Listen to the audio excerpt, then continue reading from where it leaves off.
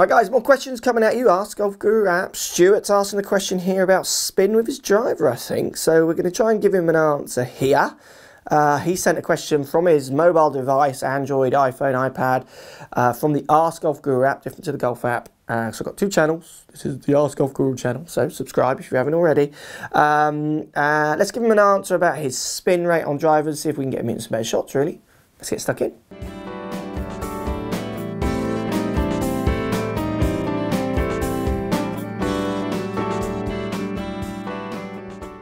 So, Stuart says, hi Mark, loving the vlogs and the equipment videos, thank you.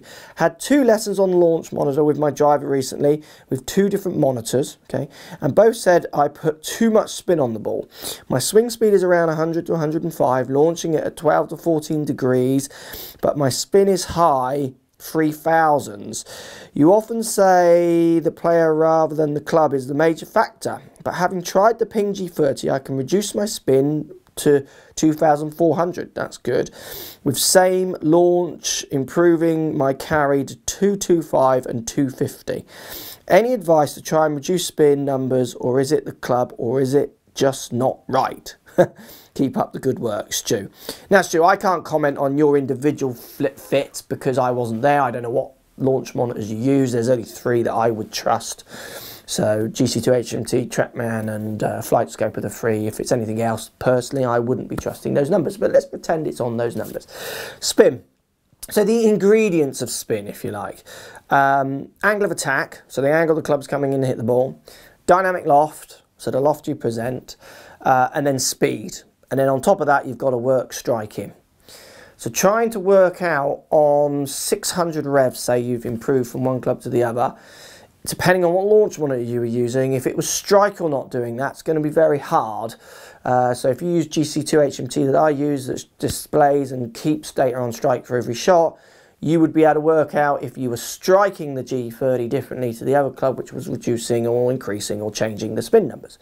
Because you only need to hit the ball in a different place on the face, and you could have all the other 3 ingredients exactly the same, and the spin model will change dramatically, and the characteristics of that ball flight would change dramatically. So you need to have strike. You've not told me about striking there, so I presume you've used maybe Flight Scope or TrackMan, possibly. If you want to control spin, so I can hit shots with any driver because I understand the ingredients of spin and also can control them to order. Maybe not in a dynamic playing situation, but you put me in on a range of launch where I can hit spin numbers and shape balls and do what I want with the ball. I can override any shaft, any club head, all those kind of things. I can make the high one, the one that should spin more, spin less, and vice versa. By manipulating those aspects, dynamic loft, angle of attack, my speed, and then often changing where my strike is as well. Without knowing strike, it's going to be hard to tell you what was going wrong, like I say, with those clubs, what was different with those clubs.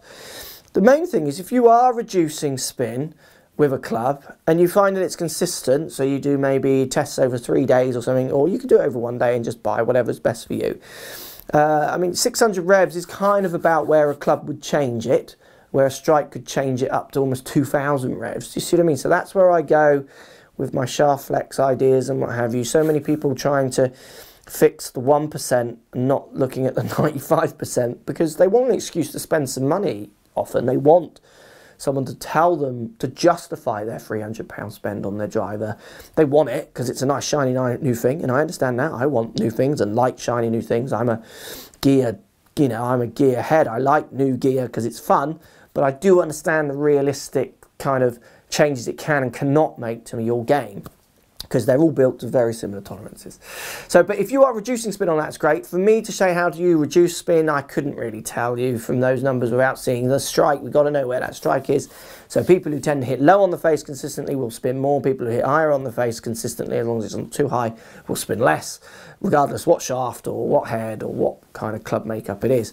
So for some reason, if you just caught the 5, 10, 20 shots with the Ping, averaging higher on the face than you did on the other club, then there's a good chance they're going to spin less, even if someone's trying to tell you that's the shaft or the head or what have you. Hope that helps. Kind of a bit of a waffle about spin there. Like I said, I can't really give you the audience questions, the answers you want, because I haven't got all your information. But there's some things, some points maybe to look out for next time you're testing, and some questions to ask. Where did I strike that one? How would that affect it? Those kind of things. Thanks for buying the app. Thanks for posting the question, answers, or post comments down below. As always, guys, love to hear what you guys are saying. Thanks for watching. Speak to you soon. So if you like what's going on here, don't be afraid to subscribe to the channel. Also thumbs up the video, post comments. Love to hear what you guys got to say. Let's keep it social. The more we talk, the more we share, the easier this game will get for everybody. So if you want to find me on Facebook here, you can find me on Facebook. If you want to tweet me, find me on Twitter here as well. Just follow the links, all in the description. Come and join the show. Get active, get involved, get playing some better golf. Thanks for watching.